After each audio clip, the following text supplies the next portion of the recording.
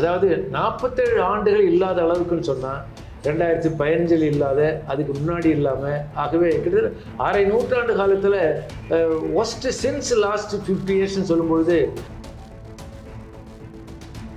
எங்கெல்லாம் உங்களுக்கு வாகனங்கள் போக முடியாதோ, 2 சக்கர வாகனம் போக முடியாது, அந்த இருக்கிறவங்களுக்கு ஏதாவது ஒரு வகையில் உணவு, தண்ணி, பால் இதை சப்ளை பண்ணுறதுக்கு மாநில அரசாங்கம் நடவடிக்கை எடுக்கணும். அரசியல் தான் பண்ணுறாங்க.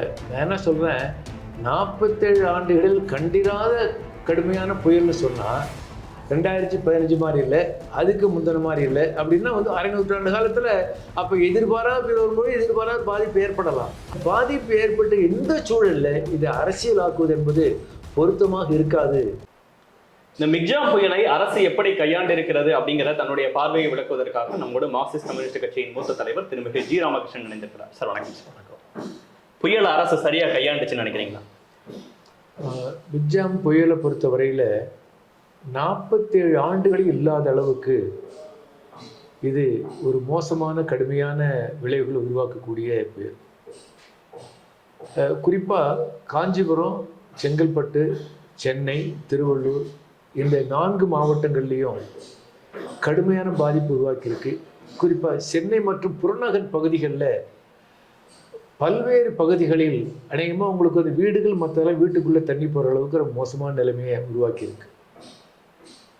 அதில் வீட்டுக்குள்ளே தண்ணி போய் மின்சாரத்தை ரத்து பண்ணி அதன் மூலம் உங்களுக்கு தொலைபேசி தொடர்பு இருந்து இன்னமும் சில பகுதிகளில் அவங்க வீட்டுக்குள்ளே தண்ணி நுழைஞ்சு என்பது அதுலேருந்து உங்களுக்கு ரிலீஃப் என்பது கிடைக்கும். இதுவரையில் ஒரு 17 பேர் இதில் இந்த மிக்ஜாம் புயலில் வெள்ளத்தால் பாதிக்கப்பட்டு இறந்ததாக தகவல் வந்துகிட்டு இருக்கு. மாநில அரசாங்கம் அநேகமாக ஒரு வாரம் 10 நாட்களுக்கு முன்னதாகவே இதில் அந்த வெதர் ஃபோர்காஸ்ட் வந்த உடனே அதிலிருந்து தயாரிப்பு பணி விரிவாக செஞ்சுருக்கிறாங்க.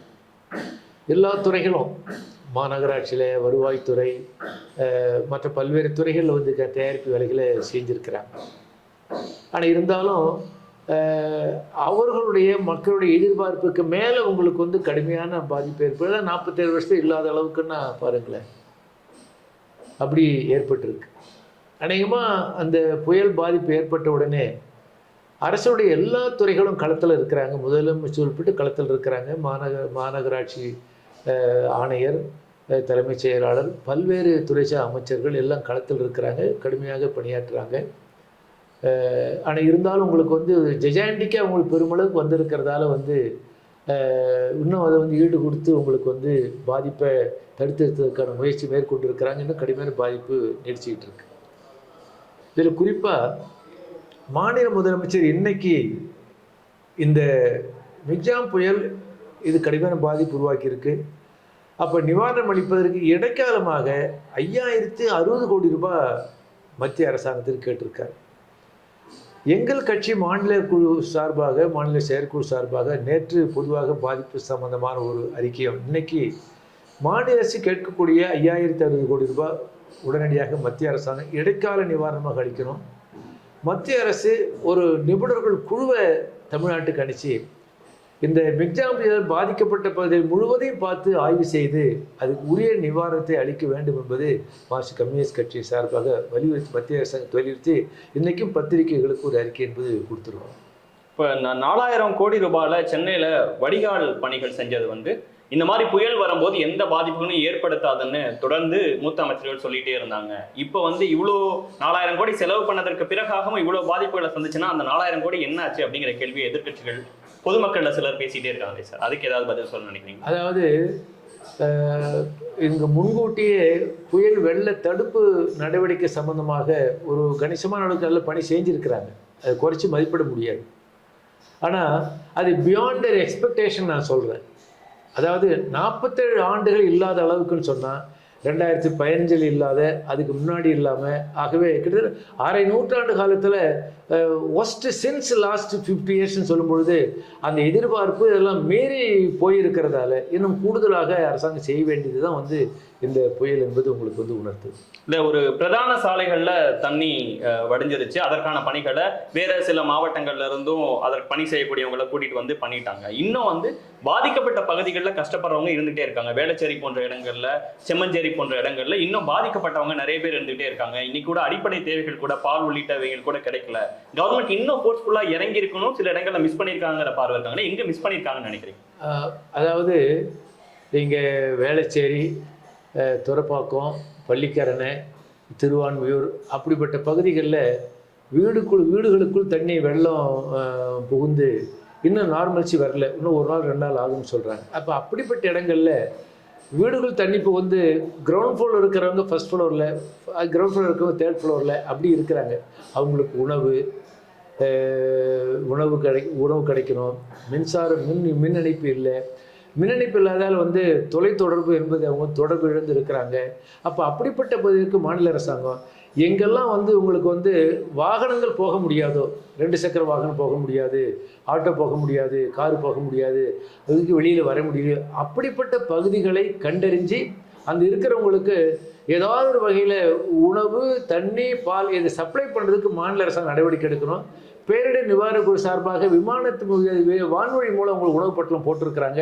ஆனால் இன்னமும் சில இடங்கள் கிடைக்காத இடத்துல உடனடியாக எந்தெந்த இடத்துல ரீச் ஆகாமல் இருக்குது, ஜனங்களை தொடர்பு கொள்ள முடியாமல் இருக்கிறாங்க, அவங்களும் வெளியே வர முடியல, மற்றவங்களும் போக முடியலன்னு சொன்னால் அப்படிப்பட்ட பகுதிகளை கண்டறிஞ்சு உடனடியாக மாநில அரசாங்கம் அந்த நிவாரண பணி இது பண்ணணும். நிவாரண பணின்னு சொன்னால் அவங்க வீட்டிலேருந்து வெளியும் வர முடியல, வெளியிருக்கு அங்கே போக முடியலன்னு சொன்னால் அப்போ பேரிடர் நிவாரண குழுவோ அல்லது மாநில அரசாங்கத்தினுடைய குழுவோ அந்த பகுதிகளை கண்டறிஞ்ச உணவு பொருட்கள் உட்பட வழங்குவதற்கான ஏற்பாடு துரிதமாக செய்ய வேண்டும் என்பதுதான் மார்க்சிஸ்ட் கம்யூனிஸ்ட் கட்சி சார்பாக வலியுறுத்தல். இல்லை 2015 இருந்து என்ன பாடத்தை இப்போ அரசு கற்றுக்குச்சுங்கிற கேள்வியை இப்போ திரைத்துறை சேர்ந்த விஷால் உள்ளிட்டவங்க கேட்குறாங்க. 2015 நாங்கள் எல்லாரும் களத்துக்கு வந்தோம், இப்பயும் மறுபடியும் களத்துக்கு வரணும்னா அந்த 4000 கோடி என்னாச்சுன்னு எனக்கு தெரிய மாட்டேங்குது, இன்னும் இந்த பிரச்சனைகள் தொடர்ந்து தான் இருக்கும்னா என்ன செய்ய போறீங்கன்னு தெரியல, என்ன பாடத்தை கற்றுக்கிட்டீங்கன்னு கேட்குறாங்க. அதாவது இன்னைக்கு இந்த மிக்ஜாம் புயல் பார்க்குறப்போ 2015 சொன்னால் இது 47 ஆண்டுகள் இல்லாத அளவுக்கு சொல்லுவோம், அதையெல்லாம் தாண்டி போகுது.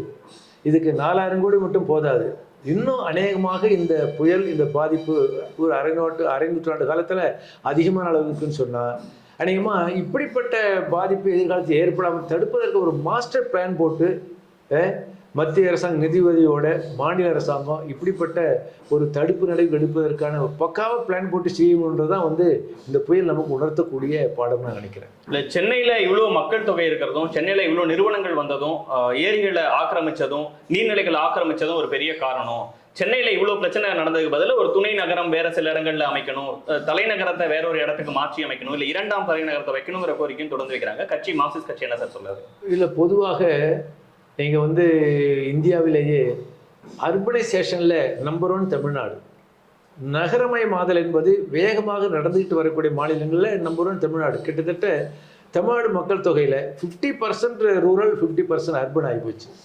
அதுலேயும் குறிப்பாக சென்னை நகரத்துக்கு வேலை தேடி கிராமங்கள்லேருந்து வராங்கன்னு சொன்னால் அப்படி வரவங்களுக்கான குடியிருப்பு மற்றும் வசதிகள் என்பது அது இன்னும் கொஞ்சம் மாநில அரசாங்கம் பிளான் பண்ணி, அது இயற்கை, அது கிராமத்துலேருந்து விவசாயத்துலேருந்து பல்வேறு காரணங்களால் விவசாயம் பொய்த்து போகிறது மற்றும் வராங்கன்னு சொல்லும் பொழுது வரவர்களை நீங்கள் சென்னை மாநகர் மற்றும் புறநகர் அப்படிப்பட்ட பகுதிகளில் உங்களுக்கு குடியிருப்பு பகுதிகள் கூட உங்களுக்கு ஏற்பாடு செய்து தருவது என்பது இதை தடுக்கிறதுக்கு ஒரு முக்கியமான பாடம். குறிப்பாக நீங்கள் சென்னை மாநகராட்சி, தாம்பரம் மாநகராட்சி, அது ஆவடி மாநகராட்சி இப்படிப்பட்ட பகுதியில் இருந்தாலும் உங்களுக்கு அப்படி மாநகராட்சியாக பிரித்தால் மட்டும் போதாது, பக்காவாக உங்களுக்கு குடியிருப்பு, போக்குவரத்து, வணிக வளாகம் மற்றெல்லாம் உங்களுக்கு பக்காவாக பிளான் பண்ணி எதிர்காலத்தில் பண்ணுவதற்கு இன்னும் கொஞ்சம் கூடுதலாக ஒரு மாஸ்டர் பிளான் போட்டு பண்ண வேண்டிய தேவையை இந்த மிக்ஜாம் இந்த புயலிருந்து நமக்கு பாடமாக உழைத்திருக்கு. நிறைவா சார், அதிமுகவை சேர்ந்த முக்கிய தலைவர், எதிர்கட்சி தலைவராக இருக்கக்கூடிய எடப்பாடி பழனிசாமி ஒரு நாள் மழைக்கே சென்னை இவ்வளோ தத்தளிக்குதாங்கிற கேள்வியை கேட்கிறாரு. ஜெயக்குமார் அவர்கள் அடிப்படை தேவைகளை கூட அரசு பூர்த்தி பண்ணுங்கிறாரு. பாஜகவை சேர்ந்தவங்க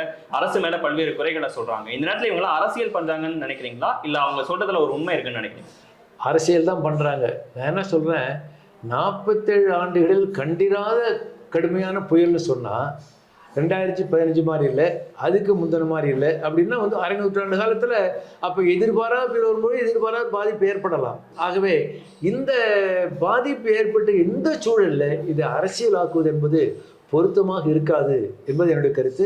அநேகமாக எதிர்கட்சிகளை பொறுத்தவரையில் இப்படி பாதிப்பு ஏற்பட்டது இந்த இந்த இந்த பகுதி இதை செய்யணும், அதை செய்யணும், அதை செய்யணும் அப்படின்னு வலியுறுத்துவது தவறல்ல. மக்களுக்கு நிவாரணத்தை அளிப்பதற்கு மாநில அரசாங்கம் என்னென்ன செய்யணும்னு சொல்லுவது தவறல்ல. அதற்கு மாறாக இந்த கடுமையான பாதிப்பு ஏற்பட்டிருக்கிறப்ப அது அரசியலாக பார்ப்பது என்பது உங்களுக்கு சரியான அணுகுமுறை இல்லைன்னு தான் நான் சொல்ல விரும்புகிறேன்.